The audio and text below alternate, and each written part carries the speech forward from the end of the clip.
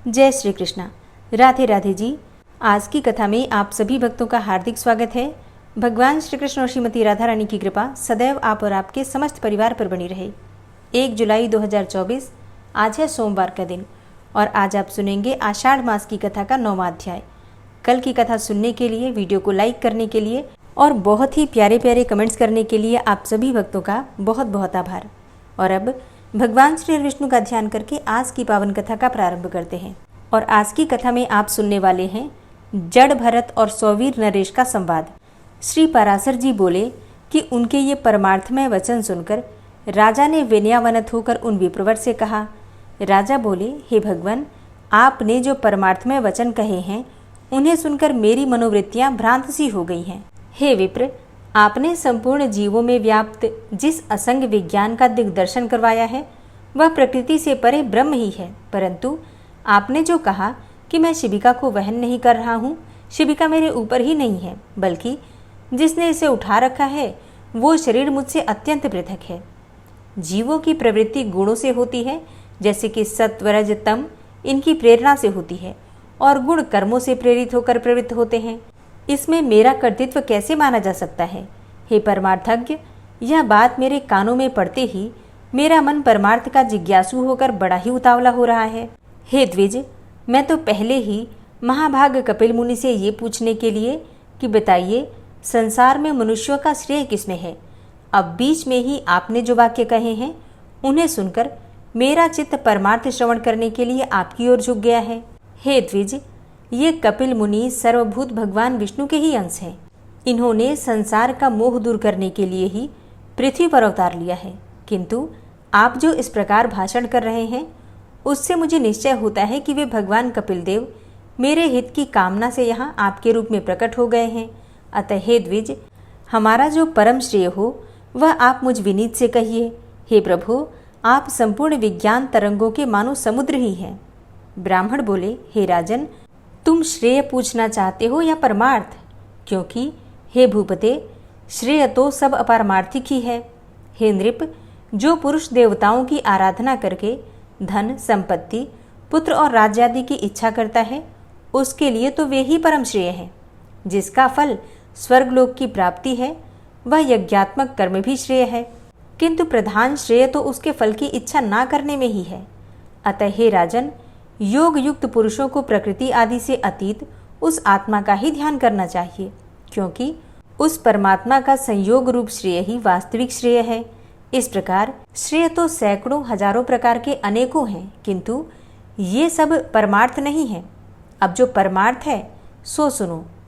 यदि धन ही परमार्थ है तो धर्म के लिए उसका त्याग क्यों किया जाता है तथा इच्छित भोगों की प्राप्ति के लिए उसका व्यय क्यों किया जाता है? हे नरेश्वर, यदि पुत्र को परमार्थ कहा जाए तो वह तो अन्य का परमार्थ भूत है तथा उसका पिता भी दूसरे का पुत्र होने के कारण उसका परमार्थ होगा। अतः इस चराचर जगत में पिता का कार्य रूप पुत्र भी परमार्थ नहीं है, क्योंकि फिर तो सभी कारणों के कार्य परमार्थ हो जाएंगे। यदि संसार में राज्य आदि की प्राप्ति को परमार्थ कहा जाए तो ये कभी रहते हैं और कभी नहीं रहते, अतः परमार्थ भी आगमापाई हो जाएगा। यदि ऋक, यजु, साम रूप वेद त्रयी से संपन्न होने वाले यज्ञ कर्म को परमार्थ मानते हो तो उसके विषय में मेरा ऐसा विचार है। हे नृप, जो वस्तु कारण रूपा मृत्तिका का कार्य होती है वह कारण की अनुगामिनी होने से मृत्तिका रूप ही मानी जाती है। अतः जो क्रिया समिध, घृत और कुशा आदि नाशवान द्रव्यों से संपन्न होती है वह भी नाशवान ही होगी, किंतु परमार्थ को तो प्राज्ञ पुरुष अविनाशी बतलाते हैं और नाशवान द्रव्यों से निसंपन्न होने के कारण कर्म नाशवान ही है, इसमें संदेह नहीं है। यदि फल आशा से रहित निष्काम कर्म को परमार्थ मानते हो तो वह तो मुक्ति रूप फल का साधना होने से साधन ही है, परमार्थ नहीं। यदि देह आदि से आत्मा का पार्थक्य विचार करके उसका ध्यान करने को परमार्थ कहा जाए तो वह तो अंतरात्मा से आत्मा का भेद करने वाला है और परमार्थ में भेद है ही नहीं।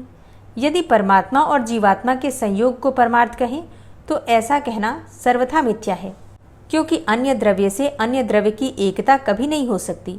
अतः हे राजन, निस्संदेह ये सब श्रेय ही हैं, परमार्थ नहीं। अब जो परमार्थ है वो मैं संक्षेप में सुनाता हूँ, श्रवण करो। आत्मा एक व्यापक, सम, शुद्ध, निर्गुण और प्रकृति से परे है। वह जन्म, वृद्धि आदि से रहित, सर्वव्यापी और अव्यय है। हे राजन, वह परम ज्ञानमय है। असत नाम और जाति आदि से उस सर्वव्यापक का संयोग कभी न हुआ है और न होगा ही। वह अपने और अन्य प्राणियों के शरीर में विद्यमान रहते हुए भी एक ही है। इस प्रकार का जो विशेष ज्ञान है वही परमार्थ है। द्वैत भावना वाले पुरुष तो अपरमार्थदर्शी हैं। जिस प्रकार अभिन्न भाव से व्याप्त एक ही वायु के बांसुरी के छिद्रों के भेद से षड्ज आदि भेद होते हैं, उसी प्रकार एक ही परमात्मा के अनेक भेद प्रतीत होते हैं। एक रूप आत्मा के जो नाना भेद हैं, वे बाह्य देह आदि की कर्म प्रवृत्ति के कारण ही हुए हैं। देव आदि शरीरों के भेद का निराकरण हो जाने पर वह नहीं रहता, उसकी स्थिति तो अविद्या के आवरण तक ही है। श्री पराशर जी कहते हैं, हे मैत्रेय, ऐसा कहने पर राजा को मौन होकर मन ही मन सोच विचार करते देखकर वे विप्रवर या अद्वैत संबंधिनी कथा सुनाने लगे। ब्राह्मण बोले, हे राजा शार्दूल, पूर्व काल में महर्षि ऋभु ने महात्मा निदाघ को उपदेश करते हुए जो कुछ कहा था वो सुनो। हे भूपते, परमेष्ठी श्री ब्रह्मा जी का ऋभु नामक एक पुत्र था। वह स्वभाव से ही परमार्थ तत्व को जानने वाला था। पूर्व काल में महर्षि पुलस्त्य का पुत्र निदाघ उन ऋभु का शिष्य था। उसे उन्होंने अति प्रसन्न होकर संपूर्ण तत्व ज्ञान का उपदेश दिया था। हे नरेश्वर, ऋभु ने देखा कि संपूर्ण शास्त्रों का ज्ञान होते हुए भी निदाघ की अद्वैत में निष्ठा नहीं है। उस समय देविका नदी के तीर पर पुलस्त्य जी का बसाया हुआ संपन्न नगर था। हे पार्थिवोत्तम, वहीं पर ऋभु का शिष्य योगवेत्ता निदाघ रहता था। महर्षि ऋभु अपने दिव्य निदाघ को देखने के लिए 1,000 वर्ष बीत जाने पर उस नगर में गए। जिस समय निदाघ बलि वैश्वदेव के अनंतर अपने द्वार पर प्रतीक्षा कर रहा था, वे उसके दृष्टिगोचर हुए और वह उन्हें द्वार पर पहुंचकर अर्घ्य दान पूर्वक अपने घर में ले गया।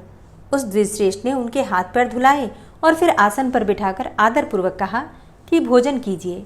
निदाघ ने कहा, हे द्विजश्रेष्ठ, मेरे घर में सत्तू, जौ की लापसी, कंद मूल फल आदि तथा पुए बने हुए हैं।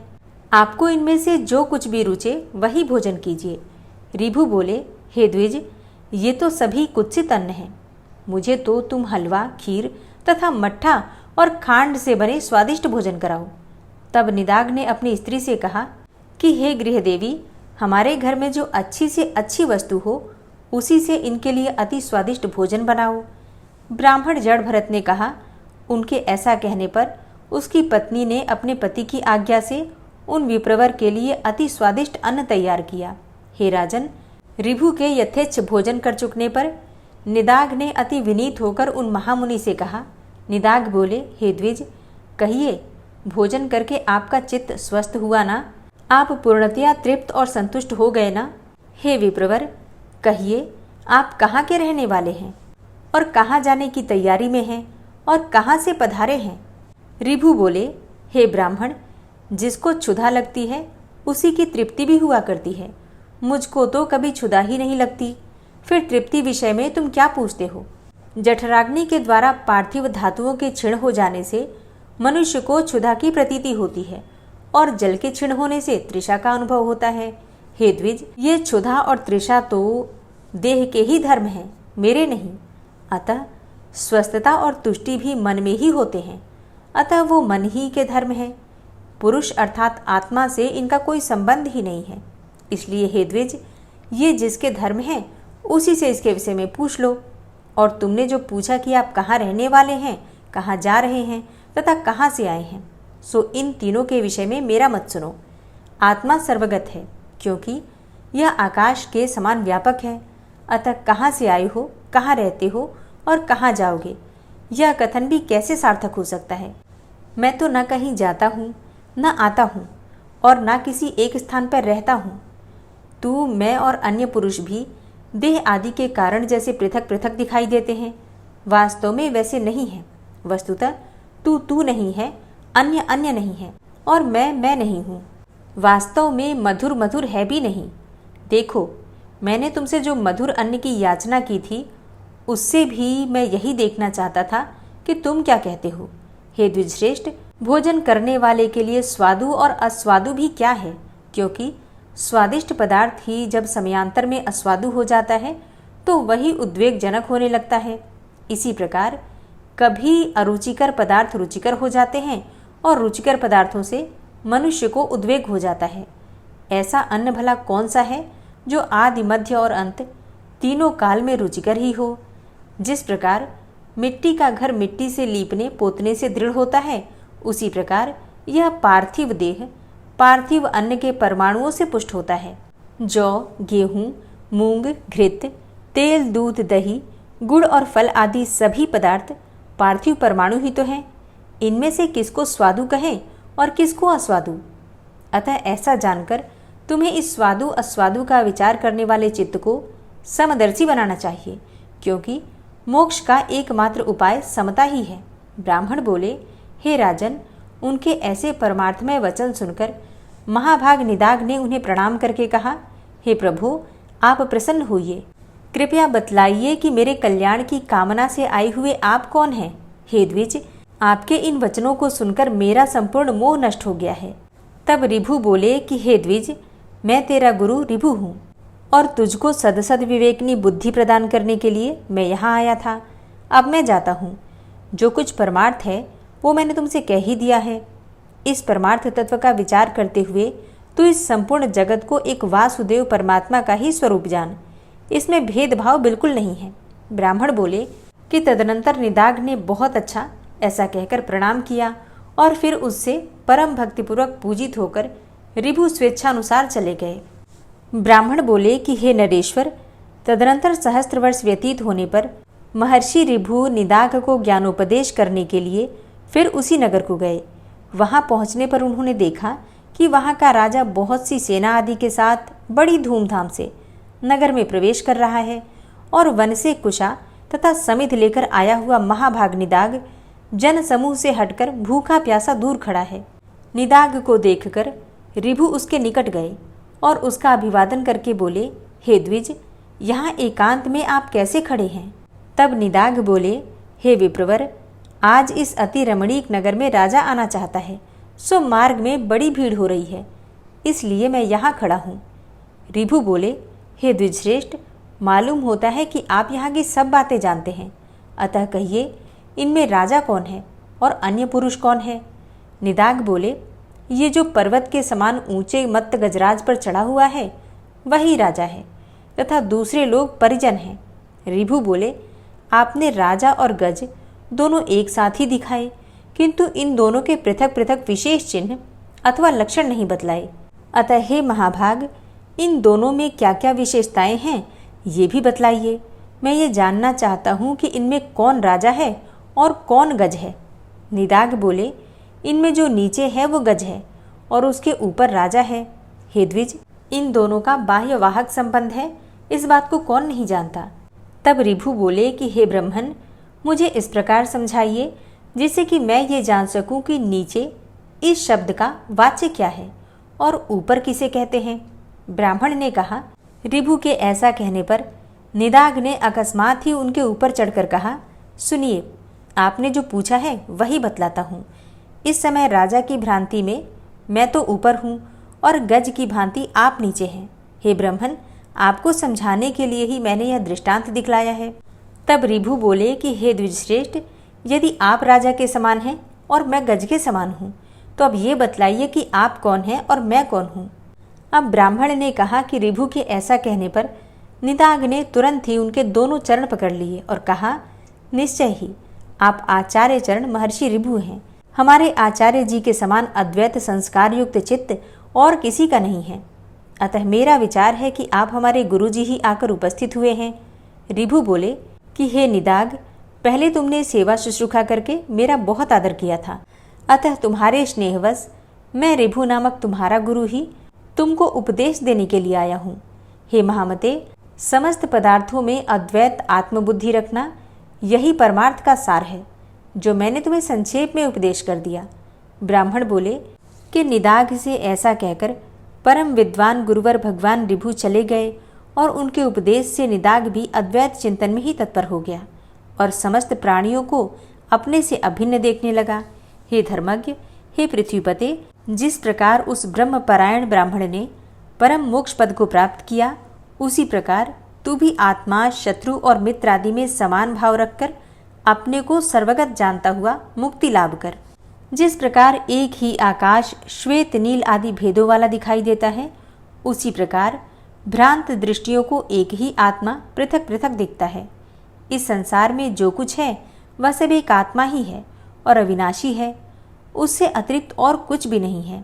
मैं, तू और ये सब आत्मस्वरूप ही हैं। अतः भेद ज्ञान रूप मोह को छोड़। श्री पाराशर जी कहते हैं कि उनके ऐसा कहने पर सौवीर राज ने परमार्थ दृष्टि का आश्रय लेकर भेद बुद्धि को छोड़ दिया और वे जाति समर ब्राह्मण श्रेष्ठ भी बोध युक्त होने से उसी जन्म में मुक्त हो गए। इस प्रकार महाराज भरत के इतिहास के इस सारभूत वृतांत को जो पुरुष भक्तिपूर्वक कहता या फिर सुनता है, उसकी बुद्धि निर्मल हो जाती है और उसे कभी आत्मविस्मृति नहीं होती और वह जन्म जन्मांतर में मुक्ति की योग्यता प्राप्त कर लेता है। हरे कृष्णा। आज की कथा का यहीं पर समापन करती हूँ और इसके आगे का वृतांत आप कल की कथा में सुनेंगे। उम्मीद करती हूँ ये कथा आपको पसंद आई होगी। तो अगर कथा पसंद आई है तो वीडियो को लाइक तो ज़रूर ही किया कीजिए और अगर संभव हो तो वीडियो को शेयर भी किया कीजिए और हाँ, कमेंट बॉक्स में राधे राधे ज़रूर लिखा कीजिए। और अब आप सुनेंगे श्री नारायण कवच, जिसके सुनने मात्र से भगवान श्री विष्णु की असीम कृपा आपको प्राप्त होगी। श्री नारायण कवच। भगवान श्री हरि गरुड़ जी की पीठ पर अपने चरण कमल रखे हुए हैं। अणिमा आदि 8 सिद्धियां उनकी सेवा कर रही हैं और 8 हाथों में शंख, चक्र, ढाल, तलवार, गदा, बाण, धनुष और पाश अर्थात फंदा धारण किए हुए हैं। वे ही ओमकार स्वरूप प्रभु सब प्रकार से सब ओर से मेरी रक्षा करें। मत्स्य मूर्ति भगवान जल के भीतर जल तंतुओं से और वरुण के पास से मेरी रक्षा करें। माया से ब्रह्मचारी रूप धारण करने वाले वामन भगवान स्थल पर और विश्वरूप श्री त्रिविक्रम भगवान आकाश में मेरी रक्षा करें। जिनके घोर अट्टहास करने पर सब दिशाएं गूंज उठी थी और दैत्य पत्नियों के गर्भ गिर गए थे, वे दैत्य युद्धपतियों के शत्रु भगवान नृसिंह किले, जंगल, रणभूमि आदि विकट स्थानों में मेरी रक्षा करें। अपनी दाढ़ों पर पृथ्वी को उठा लेने वाले यज्ञ मूर्ति वाराह भगवान मार्ग में, परशुराम जी पर्वतों के शिखरों पर और लक्ष्मण जी के सहित भरत के बड़े भाई भगवान रामचंद्र प्रवास के समय मेरी रक्षा करें। भगवान नारायण मारण, मोहन आदि भयंकर अभिचारों और सब प्रकार के प्रमादों से मेरी रक्षा करें। ऋषि श्रेष्ठ नर गर्व से, योगेश्वर भगवान दत्तात्रेय योग के विघ्नों से और त्रिगुणाधिपति भगवान कपिल कर्म बंधन से मेरी रक्षा करें। परम ऋषि सनत कुमार कामदेव से, हयग्रीव भगवान मार्ग में चलते समय देव मूर्तियों को नमस्कार आदि न करने के अपराध से और देवर्षि नारद सेवा अपराधों से और भगवान कच्छप सब प्रकार के नरकों से मेरी रक्षा करें। भगवान धन्वंतरी कुपथ्य से, जितेंद्र भगवान ऋषभदेव सुख दुख आदि भयदायक द्वंद्वों से, यज्ञ भगवान लोकापवाद से और बलराम जी मनुष्यकृत कष्टों से और श्री शेष जी क्रोधवश नामक सर्पों के गणों से मेरी रक्षा करें। भगवान श्री कृष्ण द्वैपायन व्यास जी अज्ञान से तथा बुद्धदेव पाखंडियों से और प्रमाद से मेरी रक्षा करें। धर्म रक्षा करने वाले महान अवतार धारण करने वाले भगवान कल्कि पाप बहुल कलिकाल के दोषों से मेरी रक्षा करें। प्रातःकाल भगवान केशव अपनी गदा लेकर, कुछ दिन चढ़ जाने पर भगवान गोविंद अपनी बांसुरी लेकर और दोपहर के पहले भगवान नारायण अपनी तीक्ष्ण शक्ति लेकर और दोपहर को भगवान विष्णु चक्रराज सुदर्शन लेकर मेरी रक्षा करें। तीसरे पहर में भगवान मधुसूदन अपना प्रचंड धनुष लेकर मेरी रक्षा करें और सायंकाल में ब्रह्मा आदि त्रिमूर्तिधारी माधव, सूर्यास्त के बाद ऋषिकेश, अर्धरात्रि के पूर्व तथा अर्धरात्रि के समय अकेले भगवान पद्मनाभ मेरी रक्षा करें। रात्रि के पिछले प्रहर में श्रीवत्स लांछन श्रीहरि, उषा काल में खड्गधारी भगवान जनार्दन और सूर्योदय से पूर्व श्री दामोदर और संपूर्ण संध्याओं में काल मूर्ति भगवान विश्वेश्वर मेरी रक्षा करें। हे सुदर्शन, आपका आकार चक्र रथ के पहिए की तरह है। आपके किनारे का भाग प्रलयकालीन अग्नि के समान अत्यंत तीव्र है। आप भगवान की प्रेरणा से सबोर घूमते रहते हैं। जैसे आग वायु की सहायता से सूखे घास फूस जला डालती है, वैसे ही आप हमारी शत्रु सेना को शीघ्र से जला दीजिए। हे कौमुद की गदा, आपसे छूटने वाली चिंगारियों का स्पर्श वज्र के समान असह्य है। आप भगवान अजित की प्रिया हैं और मैं उनका सेवक हूँ, इसलिए आप कुष्मांड, विनायक, यक्ष, राक्षस, भूत और प्रेत आदि ग्रहों को अभी कुचल डालिए तथा मेरे शत्रुओं को चूर चूर कर दीजिए। हे शंखश्रेष्ठ, आप भगवान श्री कृष्ण के फूंकने से भयंकर शब्द करके मेरे शत्रुओं का दिल दहला दीजिए एवं यातुधान, प्रमथ, प्रेत, मातृका, पिशाच तथा ब्रह्म राक्षस आदि भयावने प्राणियों को यहाँ से तुरंत भगा दीजिए। भगवान की श्रेष्ठ तलवार, आपकी धार बहुत तीक्ष्ण है। आप भगवान की प्रेरणा से मेरे शत्रुओं को छिन्न भिन्न कर दीजिए। भगवान की प्यारी ढाल, आप में सैकड़ों चंद्राकार मंडल है। आप पाप दृष्टि, पापात्मा शत्रुओं की आंखें बंद कर दीजिए और उन्हें सदा के लिए अंधा बना दीजिए। सूर्य आदि ग्रह, धूमकेतु, पुच्छल तारे आदि केतु, दुष्ट मनुष्य, सर्प आदि रेंगने वाले जंतु, दाढ़ों वाले हिंसक पशु, भूत प्रेत आदि तथा पापी प्राणियों से हमें जो भय हो और जो हमारे मंगल के विरोधी हों, वे सभी भगवान के नाम, रूप तथा आयुधों का कीर्तन करने से तत्काल नष्ट हो जाएं। बृहद, रथंतर आदि सामवेदीय स्तोत्रों से जिनकी स्तुति की जाती है, वे वेद मूर्ति भगवान गरुड़ और विश्वक्सेन जी अपने नामोच्चारण के प्रभाव से हमें सब प्रकार की विपत्तियों से बचाएं। श्रीहरि के नाम, रूप, वाहन, आयुध तथा श्रेष्ठ पार्षद हमारी बुद्धि, इंद्रिय, मन और प्राणों को सब प्रकार की आपत्तियों से बचाएं। जितना भी कार्य अथवा कारण रूप जगत है, वह वास्तव में भगवान ही है। इस सत्य के प्रभाव से हमारे सारे उपद्रव नष्ट हो जाएं। जो लोग ब्रह्म और आत्मा की एकता का अनुभव कर चुके हैं, उनकी दृष्टि में भगवान का स्वरूप समस्त विकल्पों से रहित है, भेदों से रहित है। फिर भी वे अपनी माया शक्ति के द्वारा भूषण, आयुध और रूप नामक शक्तियों को धारण करते हैं। यह बात निश्चित रूप से सत्य है। इस कारण सर्वज्ञ, सर्वव्यापक भगवान श्रीहरि सदा सर्वत्र सब स्वरूपों से हमारी रक्षा करें।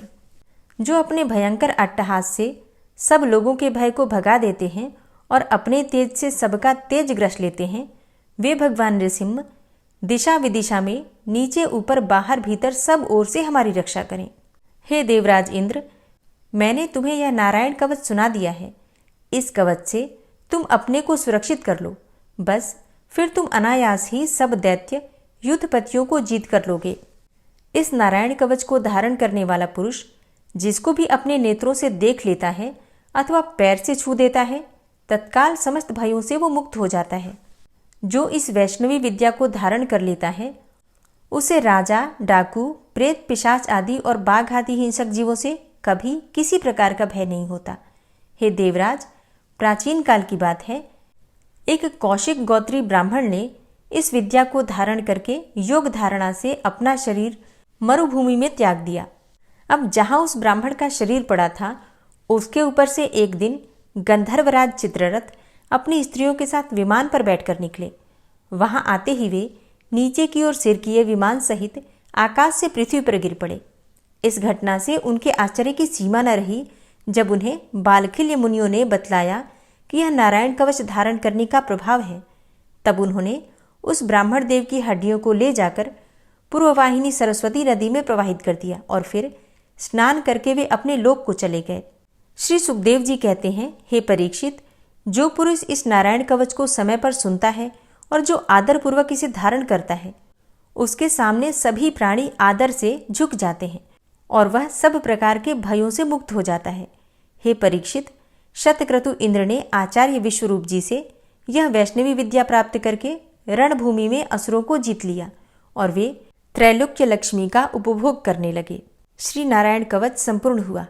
ओम विश्वं विष्णुर्वषट्कारो भूतभव्य भवत्प्रभु भूतकृत भूतभृद्भावो भूतात्मा भूतवाहन भूतात्मा परमात्मा च मुक्तानां परमागति अव्ययः पुरुषः साक्षी क्षेत्रज्ञो अक्षर एव च योगो योगविदां नेता प्रधान पुरुषेश्वरः नारसिंहवपुः श्रीमान् केशवः पुरुषोत्तमः सर्वः शर्वः शिवस्थाणुर्भूतादिर्निधिर्व्ययः संभवो भावनो भर्ता प्रभवः प्रभुरीश्वरः स्वयंभू शंभुरादित्यः पुष्कराक्षो महास्वनः अनादिनिधनो धाता विधाता धातुरुत्तमः अप्रमेयो ऋषिकेश पद्मनाभो अमरप्रभु विश्वकर्मा मनुस्त्वष्टा स्थविष्ठः स्थविरो ध्रुवः अग्राह्यः शाश्वतः कृष्णो लोहिताक्षः प्रतर्दनः प्रभूतस्त्रिककुब्धाम पवित्रं मङ्गलं परम् ईशानः प्राणदः प्राणो ज्येष्ठः श्रेष्ठः प्रजापति हिरण्यगर्भो भूगर्भो माधवो मधुसूदनः ईश्वरो विक्रमी धन्वी मेधावी विक्रमः क्रमः अनुत्तमो दुराधर्षः कृतज्ञः कृतिरात्मवान् सुरेशः शरणं शर्म विश्वरेताः प्रजाभवः अह संवत्सरो व्यालः प्रत्ययः सर्वदर्शनः अजः सर्वेश्वरः सिद्धः सिद्धे सर्वादिर्च्युतः वृषाकपिर्मेयात्मा सर्वयोगविनिश्रितः वसुर्वसुमना सत्य समात्मा संमितः समः अमोघ पुण्डरीकाक्षो वृषकर्मा वृषाकृतिः रुद्रो बहुशिरा बभ्रुर्विश्वयोनिः शुचिश्रवा अमृतः शाश्वतस्थाणुर्वरारोहो महातपः सर्वगः सर्वविद्भानुर्विश्वक्सेनो जनार्दनः वेदो वेदविद्व्यङ्गो वेदाङ्गो वेदवित्कविः लोकाध्यक्षः सुराध्यक्षो धर्माध्यक्षः कृताकृतः चतुरात्मा चतुर्व्यूहश्चतुर्द्रष्टश्चतुर्भुजः भ्राजिष्णुर्भोजनं भोक्ता सहिष्णुर्जगदाति च अनघो विजयो जेता विश्वयोनिः पुनर्वसु उपेन्द्रो वामनः प्रांशुर्मोघः शुचिरुर्जितः अतीन्द्रः संग्रहः सर्गो धृतात्मा नियमो यमः वेद्यो वैद्यः सदा योगी वीरः माधवो मधु अतीन्द्रियो महामायो महोत्साहो महाबलः महाबुद्धिर्महावीर्यो महाशक्तिर्महाद्युतिः अनिर्देश्यवपुः श्रीमान् मेयात्मा महाधृतिर् महिश्वासो महिभर्ता श्रीनिवासः सतां गति अनिरुद्ध सुरानन्दो गोविन्दो गोविन्दाम्पति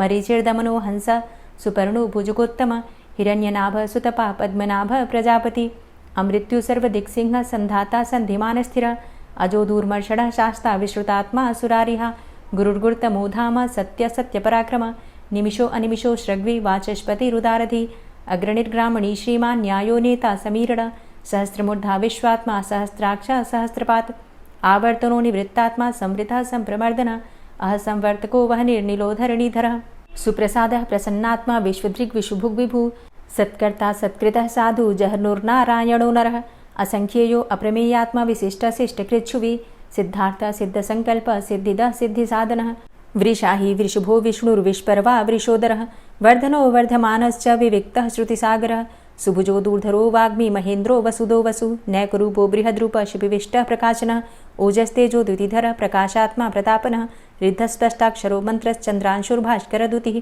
अमृतांशुद्भवो भानु शशबिन्दुः सुरेश्वरः औषधं जगतः सेतु सत्यधर्मपराक्रमः भूतभव्य भवन्नाथ पवनः पावनो नलः कामः कामकृत्कान्तः कामः कामप्रदः प्रभु युगादिकृद्युगावर्तो नैकमायो महाशनः अदृश्योऽव्यक्तरूपश्च सहस्रजितनन्तजित् इष्टो अविशिष्ट शिष्टेष्ट शिखण्डी नहुसो वृष क्रोधः क्रोधकृत्कर्ता विश्वबाहुर्महीधरः अच्युतः प्रतितः प्राणदो वासवानुजः अपां निधिर्धिष्ठानं प्रमत्तः प्रतिष्ठितः स्कन्दः स्कन्दधरो धूर्यो वरदो वायुवाहनः वासुदेवो बृहद्भानुरादिदेवः पुरन्दरः अशोकस्तारणस्तारः शूरः सौरिर्जनेश्वरः अनुकूलः शतावर्त पद्मी पद्मनिभेक्षणः पद्मनाभो अरविन्दाक्ष पद्मगर्भ शरीरभृत् महर्धिरिद्धो वृद्धात्मा महाक्षो गरुडाध्वजः अतुलः शर्भो भीमो समयज्ञो हविर्हरि सर्वलक्षणलक्षण्यो लक्ष्मीवान् समितिञ्जय वीक्षरो रोहितो मार्गो हेतुर्दामोदरः सह महीधरो महाभागो वेगवान् मिताशन उद्भवः क्षोभणो देव श्रीगर्भ परमेश्वर करणं कारणं कर्ता विकर्ता गहनो गुह व्यवसायो व्यवस्थान संस्थान स्थानदो ध्रुव परर्थी परमस्पस्तुष्ट पुष्ट सुभेक्षण रामो विरामो विरजो मार्गो नेयो नयोनयः वीर शक्तिमतां श्रेष्ठो धर्मो धर्मविदुत्तमः वैकुण्ठः पुरुषः प्राणः प्राणदः प्रणवः पृथु हिरण्यगर्भः शत्रुघ्नो व्याप्तो वायुरुधोक्षजः ऋतुः सुदर्शनः कालः परमेष्ठी परिग्रहः उग्रः संवत्सरो दक्षो विश्रामो विश्वदक्षिणः विस्तारः स्थावरस्थाणु प्रमाणं बीजमव्ययम् अर्थो अनर्थो महाकोशो महाभोगो महाधनः अनिर्विण्णः स्थविष्टोऽभू धर्मयुपो महामख नक्षत्रनेमिर्नक्षत्री क्षम छामः समीहनः यज्ञ इज्यो महिज्यश्च क्रतुसत्रं सतां गतिः सर्वदर्शी विमुक्तात्मा सर्वज्ञो ज्ञानमुत्तमं सुव्रतः सुमुखः सुष्मा सुघोषः सुखदः सुहृतः मनोहरो जित्क्रोधो वीरबाहुर्विदारणः स्वापनः स्ववसो व्यापी नैकात्मा नैककर्मकृत् वत्सरो वत्सलो वत्सी रत्नगर्भो धनेश्वरः धर्मगुप्त धर्मकृद्धर्मी सदसक्षरमक्षरम् अविज्ञाता सहस्रांशुर्विधाता कृतलक्षणः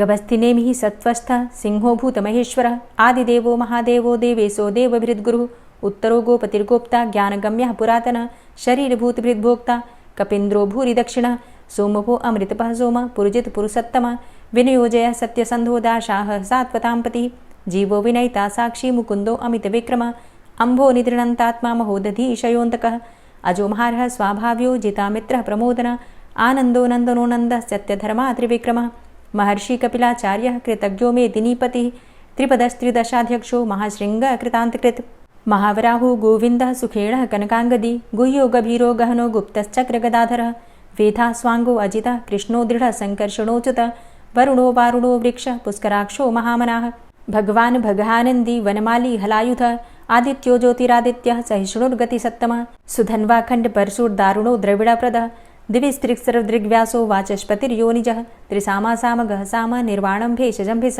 संन्यासकृच्छमः शान्तो निष्ठा शान्तिः परायणं शुभाङ्गः शान्तिदस्रष्टा कुमुदः कुवलेशय गोहितो गोपतिर्गोप्ता वृषभाक्षो वृषाप्रियः अनिवर्ति निवृतात्मा संक्षेप्ता चेमकृच्छिव श्रीवत्सवक्षा श्रीवास श्रीपति श्रीमताम्बर श्रीद श्रीश श्रीनिवास श्रीनिधि श्रीविभावन श्रीधर श्रीकर श्रेय श्रीमान् लोकत्रयाश्रय स्वक्ष स्वंग शतानंदो नंदिर्ज्योतिर्गणेश्वर विजितात्मा विधेयात्मा सत्कीर्तिश्छिन्न संशय उदीर्ण सर्वतक्षसुर निश शाश्वत स्थिर भूषयो भूषणो भूतिर्विशोकः शोकनाशन अर्चिष्मानर्चितः कुंभो विशुद्धात्मा विशोधन अनिरुद्धो अप्रतिरथ प्रद्युम्नो अमित विक्रमः कालिनेमि निहावीर शौरी सूर्जनेश्वर त्रिलोकात्मा त्रिलोकेशः केशवः केशिहारी कामदेवः कामपालः कामीकान्तः कृतागमः अनिर्देशव पुर्विष्णोर्वीरो अनन्तो धनञ्जयः ब्रह्मण्यो ब्रह्मकृद्ब्रह्मा ब्रह्म ब्रह्म विवर्धन ब्रह्मविद् ब्राह्मणे ब्रह्मी ब्रह्मज्ञो ब्राह्मण प्रियः महाक्रमो महाकर्मा महातेजा महोरगः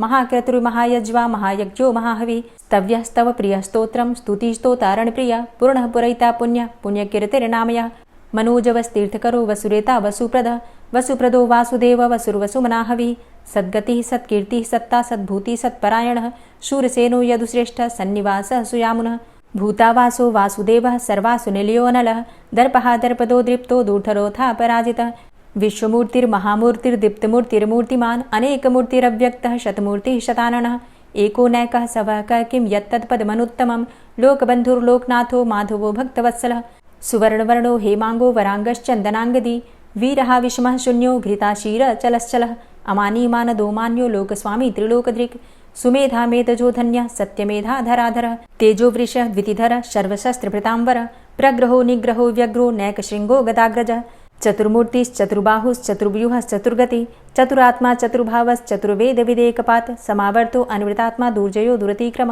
दुर्लभो दुर्गमो दुर्गो दुरावासो दुरारिहा शुभांगो लोकसारंग शुतन्तुस्तन्तुवर्धन इंद्रकर्मा महाकर्मा कृतकर्मा कृतागम उद्भवः सुन्दरः सुन्दो रत्ननाभः सुलोचनः अर्को वाजसनः शृङ्गी जयन्तः सर्वविजयी सुवर्णबिन्दुरक्षोभ्य सर्वभागीश्वरेश्वरः महाह्रदो महागर्तो महाभूतो महानिधि कुमुदः कुन्दरः कुन्दः पर्जन्यः पावनो नीलः अमृताशो अमृतवपुः सर्वज्ञः सर्वतोमुखः सुलभः सुव्रतः सिद्धः शत्रुजित् शत्रुतापनः न्यग्रोधो दुम्बरो अस्वस्थश्चाणुरान्ध्रनिषूदनः सहस्रार्चिः सप्तजिह्वः सप्तैधा सप्तवाहनः अमूर्तिरणघो अचिन्त्यो भयकृद्भयनाशनः अणुर्बृहत् कृशस्थूलो गुणभृन्निर्गुणो महान् अधृतः स्वधृतः स्वास्य प्राग्वंशो वंशवर्धनः भारभृतिकथितो योगी योगी स सर्वकामद आश्रमश्रमण क्षाम सुपर्णो वायुवाहन धनुर्धरोर्धनुर्वेदो दण्डोदमयितादम अपराजितः सर्वसहो नियन्ता नियमो यमः सत्त्ववान् सात्विकः सत्य सत्यधर्मपरायण अभिप्रायः प्रियार्होर्ह प्रियकृत्प्रीतिवर्धनः विहाय सगतिर्ज्योति सुरुचिर्हुद्भुग्विभु रविर्विलोचनः सूर्य सविता रविलोचनः अनन्तो हुद्भुग्भोक्ता सुखदो नैकजोग्रज अनिर्विण्ण सदामर्षि लोकाधिष्ठानमद्भुतः सनात सनातन्तमः कपिलः कपिरप्यय स्वस्तिदा स्वस्तिकृत् स्वस्ति स्वस्तिभुक् स्वस्ति दक्षिणः रौद्रः कुण्डली चक्रे विक्रमयुर्जितशासनः शब्दातिगः शब्दशः शिशिरः शर्वरीकर अक्रूरः पेशलो दक्षो दक्षिणः क्षमिणाम्बर विद्वतमो वितभय पुण्यश्रवणकीर्तन उत्तारणो दुष्कृतिः पुण्यो दुःस्वप्ननाशन वीरः संतो जीवनः पर्यवस्थितः अनन्तरूपो अनन्तसृर्जितमन्युर्भयापः चतुरश्रो गभीरात्मा विदिशो व्यादिशो दिश अनादिर्भूर्भुवो लक्ष्मीः सुवीरो रुचिराङ्गद जननो जन्मादिर्भीमो भीमपराक्रम आधारनीलयोधाता पुष्पहासः प्रजागर ऊर्ध्वगः सत्पथाचारः प्राणदः प्रणमापण प्रमाणं प्राणनीलयः प्राणभृत् प्राणजीवनः तत्त्वं तत्त्वविदेकात्मा जन्म मृत्यु जरातिगः पूर्वस्वस्तरुस्तार सविता प्रपितामह यज्ञो यज्ञपतिर्यज्वा यज्ञांगो यज्ञवाहन यज्ञभृद्यज्ञकृद्यज्ञ यज्ञभुग्यज्ञसाधन यज्ञान्तिकृद्यज्ञ गुह्यमन्यमन्नादेव च आत्मयोनिः स्वयं जातो वैखानः सामगायन देवकी नन्दन स्रष्टा क्षितिसः पापनाशन शङ्खभृन्नन्दकी चक्री शारङ्गधन्वा गदाधरः रथाङ्गपाणिरक्षोभ्य सर्वप्रहरणायुध ओं नमः इति। श्री राधा कृपा कटाक्ष स्तोत्र। मुनीन्द्रवृन्दवन्दिते त्रिलोकशोकहारिणि प्रसन्नवक्त्रपङ्कजे निकुञ्जभूविलासिनी व्रजेन्द्रभानुनन्दिनी व्रजेन्द्रसूनुसङ्गते कदा करिष्यसि मां कृपाकटाक्षभाजनम् अशोकवृक्षवल्लरी वितानमण्डपस्थिते प्रवालबालपल्लवप्रभारुणान्ध्रिकोमले वराभयस्फुरत्करे प्रभूतसम्पदालये कदा करिष्यसि मां कृपाकटाक्षभाजनम् अनङ्गरङ्गमङ्गलं प्रसङ्गभङ्गुरं भ्रुवां सविभ्रमं ससम्भ्रमं दृगन्तबाणपातने निरन्तरं वशीकृतप्रतीतनन्दनन्दने कदा करिष्यसि मां कृपाकटाक्षभाजनम् तडित्सुवर्णचम्पकप्रदीप्तगौरविग्रहे मुखप्रभापरास्तकोटिसारदेन्दुमण्डले विचित्रचित्रसञ्चरच्चकोरशावलोचने कदा करिष्यसि मां कृपाकटाक्षभाजनम् मदोन्मदादियौवने प्रमोदमानमण्डिते प्रियानुरागरञ्जिते कलाविलासपण्डिते अनन्यधन्यकुञ्जराज्यकामकेलिकोविदे कदा करिष्यसि मां कृपाकटाक्षभाजनम् अशेषहावभावधीरहीरहारभूषिते प्रभूतशातकुम्भकुम्भकुम्भिकुम्भसुस्तनि प्रशस्तमन्दहास्यचूर्णपूर्णसौख्यसागरे कदा करिष्यसि मां कृपाकटाक्षभाजनम् मृणालवालवल्लरी तरङ्गरङ्गदौर्लते लताग्रलास्यलोलनीललोचनावलोकने ललल्लुलन्मिलन्मनोज्ञमुग्धमोहिनाश्रिते कदा करिष्यसि मां कृपाकटाक्षभाजनम् सुवर्णमल्लिकाञ्चितत्रिरेखकम्बुकण्ठगे त्रिसूत्रमङ्गलीगुणत्रिरत्नदीप्तिदीधिते सलोलनीलकुन्तलप्रसूनगुच्छगुम्फिते कदा करिष्यसि मां कृपाकटाक्षभाजनम् नितम्बबिम्बलम्बमानपुष्पमेखलागुणे प्रशस्तरत्नकिङ्किणीकलापमध्यमञ्जुले करीन्द्रशुण्डदण्डिकावरोहशोभगोरुके कदा करिष्यसि मां कृपाकटाक्षभाजनम्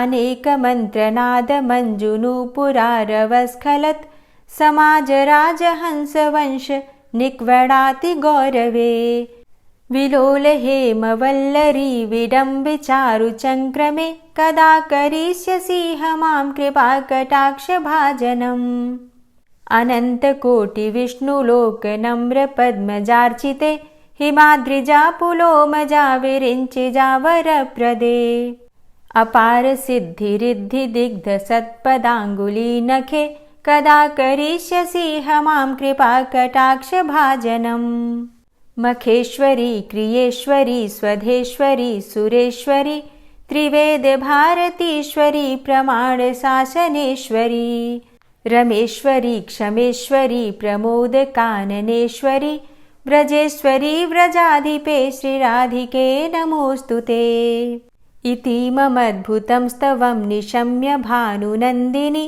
करोतु सन्ततं जनं कृपाकटाक्षभाजनम् भवेत्तदैव सञ्चितत्रिरूपकर्मनाशनं लभेत्तदा ब्रजेन्द्रसूनुमण्डलप्रवेशनम् जय जय श्री राधे, जय जय श्री राधे। और अब आप सुनेंगे श्री तुलसी चालीसा। श्री तुलसी महारानी करु विनय सिरनाय, जो मम हो संकट विकट दीजे मात नशाय। नमो नमो तुलसी महारानी, महिमा अमित न जाए बखानी। दियो विष्णु तुमको सन्माना, जग में छायो सुयस महाना। विष्णु प्रिया जय जयति भवानी, तिहु लोक की हो सुख खानी। भगवत पूजा करे जो कोई, बिना तुम्हारे सफल न होई। जिन घर तव नहीं होय निवासा, उस घर कर ही विष्णु नहीं बासा। करें सदा जो तव नित सुमिरन, तेहि के काज होय सब पूरन। कार्तिक मास महात्म तुम्हारा, ताको जानत सब संसारा। तव पूजन जो करे कुंवारी, पावे सुंदर वर सुकुमारी। करे जो पूजा नित प्रति नारी, सुख संपत्ति से होय सुखारी। वृद्धा नारी करे जो पूजन, मिले भक्ति होवे पुलकित मन। श्रद्धा से पूजे जो कोई, भवनिधि से तर जावे सोई। कथा भागवत यज्ञ करावे, तुम बिन नहीं सफलता पावे। छायो तब प्रताप जग भारी, ध्यावत तुम्हि सकल चित धारी। तुम्ही मात यंत्रन तंत्रन में, सकल काज सिद्धि होवे क्षण में। औषधि रूप आप हो माता, सब जग में तव यश विख्याता। देव ऋषि मुनि और तपधारी, करत सदा तव जय जयकारी। वेद पुराणन तव यश गाया, महिमा अगम पार नहीं पाया। नमो नमो जय जय सुख कारणी, नमो नमो जय दुख निवारणी। नमो नमो सुख संपत्ति देनी, नमो नमो अघ काटन छेनी। नमो नमो भक्तन दुख हरणी, नमो नमो दुष्टन मद छेनी। नमो नमो भव पार उतारणी, नमो नमो परलोक सुधारणी। नमो नमो निज भक्त उबारणी, नमो नमो जन काज सवारणी। नमो नमो जय कुमति नशावनी, नमो नमो सब सुख उपजावनी। जयति जयति जय तुलसी माई, ध्याऊं तुमको शीश नवाई। निज जन जानि मोहि अपनाओ, बिगड़े कारज आप बनाओ। करूं विनय मैं मात तुम्हारी, पूर्ण आशा करहु हमारी। शरण चरण कर जोरी मनाऊं, निश दिन तेरे ही गुण गाऊं। करहु मात अब मोह पर दाया, निर्मल होए सकल मम काया। मांगू मातु यही बर दीजे, सकल मनोरथ पूर्ण कीजे। जानू नहीं कछु नेम आचारा, क्षमहु मातु अपराध हमारा। 12 मास करे जो पूजा, तासम जग में और नहीं दूजा। प्रथम ही गंगा जल मंगवावे, फिर सुंदर स्नान करावे। चंदन अक्षत पुष्प चढ़ावे, धूप दीप नैवेद्य लगावे। करें आचमन गंगा जल से, ध्यान करे हृदय निर्मल से। पाठ करे फिर 40 की, स्तुति करे मात तुलसा की। यह विधि पूजा करे हमेशा, ताके तन नहीं रहे कलेशा। करे मास कार्तिक का साधन, सोवे नित पवित्र हुई जाहि। है यह कथा महासुखदाई, पढ़े सुने सो भव तर जाई। यह श्री तुलसी 40 पाठ करे जो कोय, गोविंद सो फल पावही, जो मन इच्छा होय। तुलसी 40 संपूर्ण। और अब आप सुनेंगे तुलसी महारानी की आरती। तुलसी महारानी नमो नमो, हरि की पटरानी नमो नमो। तुलसी महारानी नमो नमो, हरि की पटरानी नमो नमो। धन्य तुलसी पूर्ण तप कीनो, धन्य तुलसी पूर्ण तप कीनो। शालिग्राम की बनी पटरानी नमो नमो। तुलसी महारानी नमो नमो, हरि की पटरानी नमो नमो। जाके पत्र मंजरी कोमल, जाके पत्र मंजरी कोमल। श्रीपति कमल चरण लपटानी नमो नमो, हरि की पटरानी नमो नमो। तुलसी महारानी नमो नमो। धूप दीप नैवेद्य आरती, धूप दीप नैवेद्य आरती। पुष्पन की वर्षा बरसानी नमो नमो, हरि की पटरानी नमो नमो। तुलसा महारानी नमो नमो। 56 भोग 36 व्यंजन, 56 भोग 36 व्यंजन। बिन तुलसा हरि एक न मानी नमो नमो। तुलसी महारानी नमो नमो, हरि की पटरानी नमो नमो। सभी सखी मैया तेरो यश गावे, सभी सखी मैया तेरो यश गावे, भक्ति दान दीजे महारानी नमो नमो। तुलसा महारानी नमो नमो, हरि की पटरानी नमो नमो। नमो नमो तुलसा महारानी, नमो नमो तुलसी महारानी। तुलसी महारानी नमो नमो, हरि की पटरानी नमो नमो। तुलसी महारानी नमो नमो, हरि की पटरानी नमो नमो। प्रेम से बोलिए तुलसी मैया की जय। दोस्तों, योगिनी एकादशी, आषाढ़ गुप्त नवरात्रि और सावन मास से संबंधित संपूर्ण जानकारी की वीडियो चैनल पर अपलोड हो चुकी है। आप चाहें तो उसे देख सकते हैं। अगर आप चैनल पर पहली बार आए हैं, अभी तक आपने चैनल को सब्सक्राइब नहीं किया है, तो आज की वीडियो अगर आपको अच्छी लगे तो चैनल को सब्सक्राइब करके बेल आइकन को ज़रूर प्रेस कर लीजिए। इससे ये होगा कि इस चैनल पर जो भी नई वीडियो अपलोड होंगी उनकी नोटिफिकेशन आपको सही समय पर प्राप्त होगी। मिलती हूँ मैं आपसे अगली वीडियो में। तब तक के लिए जय श्री राधे।